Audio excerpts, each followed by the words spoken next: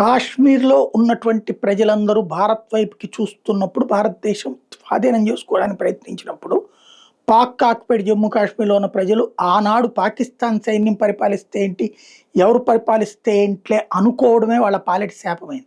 ఆ తర్వాత పాక్ ఆక్యుపైడ్ జమ్మూ కాశ్మీర్‌లోని ప్రజల్ని తీసుకెళ్ళి పాకిస్తాన్ లోపలికి తరలించి, పాకిస్తాన్‌లో ఉన్న ప్రజల్ని తీసుకొచ్చి పాక్ ఆక్యుపైడ్ జమ్మూ కాశ్మీర్‌లో పెట్టారు.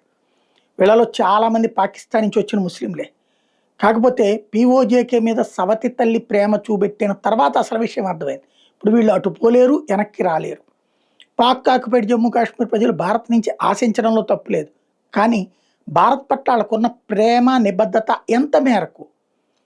భారత వ్యతిరేక శత్రువులైనటువంటి తీవ్రవాదులు అక్కడే ఉంటున్నారు పీఓజేకేలోని. ఎక్కడో ఎందుకు? అభినందన్ కింద పడిపోయినప్పుడు మీద దాడి చేసింది ఎవరు? పాక్ ఆక్యుపైడ్ ప్రజలే. అక్కడే. కాబట్టి వాళ్ళ కోసం మనం ఎందుకు అర్రులు చాచాలి? పాక్‌తో వాళ్ళ తగవు. వాళ్ళకి పాకిస్తాన్‌తో తగవు కాబట్టి భారత్ సాయం కోరుతున్నారు.